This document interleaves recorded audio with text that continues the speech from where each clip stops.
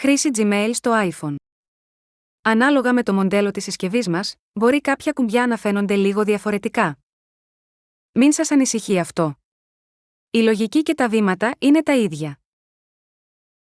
Θα ξεκινήσουμε με μια πρώτη γνωριμία με το Gmail. Δεν χρειάζεται να κάνετε τίποτα. Απλώς παρατηρούμε μαζί την οθόνη. Το Gmail είναι η εφαρμογή που χρησιμοποιούμε για να διαβάζουμε και να στέλνουμε email. Βρισκόμαστε στην αρχική οθόνη του κινητού. Ψάχνουμε το εικονίδιο του Gmail. Αν εμφανίζεται ένας αριθμός στο εικονίδιο του Gmail, δηλώνει πόσα νέα αδιάβαστα μηνύματα έχουμε.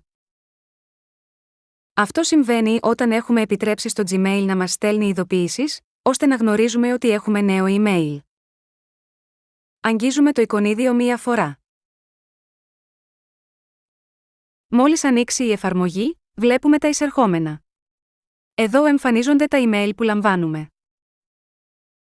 Στο κάτω μέρος της οθόνης, βλέπουμε ένα εικονίδιο φακέλου με τον αριθμό των μηνυμάτων που δεν έχουμε διαβάσει. Όταν διαβάζουμε τα μηνύματα, ο αριθμός αυτός μειώνεται. Τα email που δεν έχουμε διαβάσει εμφανίζονται με έντονα γράμματα. Στο επάνω μέρος βλέπουμε τη γραμμή αναζήτησης. Το εικονίδιο για να γράψουμε νέο email, συνήθως, βρίσκεται κάτω δεξιά στην οθόνη. Ανάλογα με τη συσκευή σας μπορεί να είναι διαφορετικό. Εδώ βλέπετε μερικά πιθανά εικονίδια για νέο μήνυμα. Στην επάνω αριστερή πλευρά υπάρχουν 3 γραμμές. Αν τις αγγίξουμε, ανοίγει το μενού.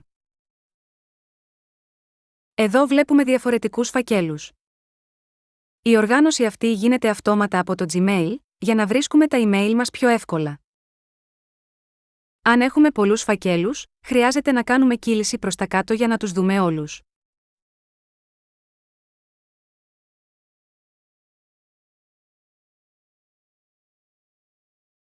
Αγγίζουμε το Primary για να επιστρέψουμε στα εισερχόμενα.